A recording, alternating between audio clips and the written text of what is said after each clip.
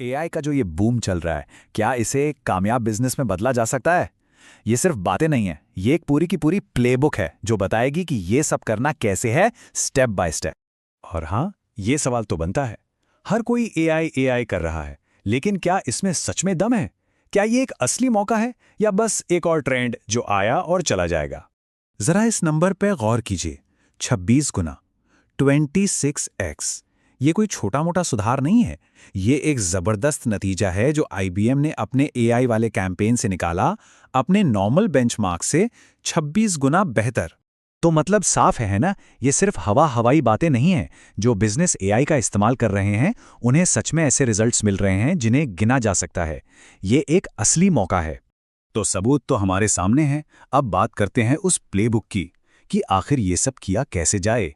ठीक है, तो चलिए शुरू करते हैं। हमारा पहला सेक्शन है एआई की मार्केटिंग क्रांति, दिखारे से लेकर हाई इंपैक्ट रिजल्ट्स तक। यहाँ एक और कमाल का नंबर है। सोचिए, कस्टमर्स को पर्सनलाइज सलाह देना कितना मुश्किल काम है, लेकिन एएस वॉटसन ग्रुप ने अपने एआई स्किन केयर एडवाइजर का इस्तेमाल किया और जानते हैं क्या हुआ? उनके कन्वर्जन रेट में 396% की जबरदस्त उछाल आई। और बात यहीं खत्म नहीं होती। हाइंस को मिला 25 गुना मीडिया वैल्यू रिटर्न। हबस्पॉट का कन्वर्जन रेट 82% बढ़ गया। मतलब ये हर इंडस्ट्री में हो रहा है, जो ये साबित करता है कि ये मौका कितना बड़ा है। तो ये तो साफ हो गया कि मौका बहुत बड़ा है, पर असली सवाल ये है कि एक अकेले इंसान के काम से इसे एक बड़े स्केलेबल बिजनेस में कैसे बदला जाए। चलिए अब इस पर बात करते हैं। देखिए, यहां जो सबसे दिलचस्प बात है वो है सोच का फर्क। एक फ्रीलांसर क्या करता है? अपना टाइम बेचता है, और दिन में घंटे तो लिमिटेड ही होते हैं ना। लेकिन एक एजेंसी वो सिस्टम बेचती है, और सिस्टम को टीम और प्रोसेस के जरिए कितना भी बड़ा किया जा सकता है। यही है असली गेम चेंजर। एक कामयाब एजेंसी बनाने के लिए ये 3 चीजें बहुत जरूरी हैं। सबसे पहले, अपने काम करने के तरीकों का एक पक्का सिस्टम बनाइए जिसे बार बार इस्तेमाल किया जा सके। दूसरा, एक प्रोडक्टाइज्ड ऑफर तैयार कीजिए, मतलब एक फिक्स्ड सर्विस पैकेज जिसका एक फिक्स्ड दाम हो। और तीसरा, काम को संभालने के लिए एक टीम बनाइए। और ये बात बिल्कुल पते की है, असली फर्क स्केल का ही है, और स्केल तक पहुंचने का सिर्फ एक ही रास्ता है, टीम बनाना।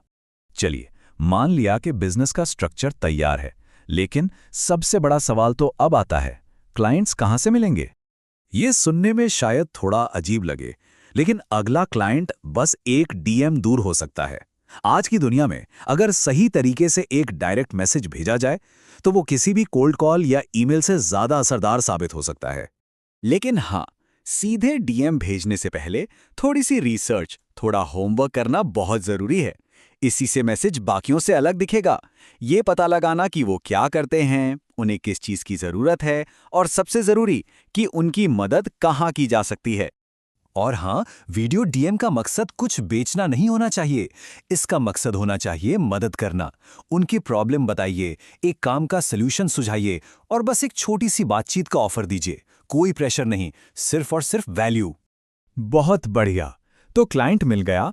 अब देखते हैं कि एआई का इस्तेमाल करके शानदार सर्विस, और वो भी तेजी से, कैसे दी जा सकती है।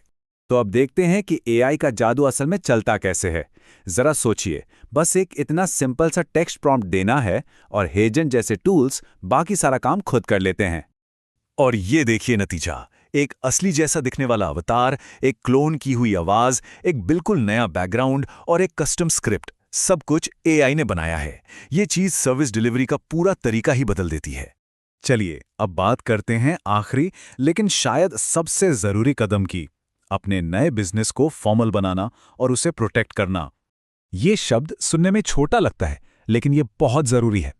एक अच्छे कॉन्ट्रैक्ट में ये साफ साफ लिखा होता है कि क्लाइंट की जानकारी को सीक्रेट रखा जाएगा। ये सिर्फ कोई कानूनी चीज नहीं है, ये भरोसा बनाने का तरीका है। और हाँ, इन कानूनी कागजों से घबराने की कोई जरूरत नहीं है। बस 3 चीजों पर ध्यान देना होता है। पहला, कि ठीक ठीक क्या काम किया जाएगा, यानी स्कोप ऑफ वर्क। दूसरा, पेमेंट कब और कैसे मिलेगी। और तीसरा, अगर कभी जरूरत पड़े तो ये एग्रीमेंट खत्म कैसे होगा, यानी टर्मिनेशन। तो प्लेबुक अब तैयार है।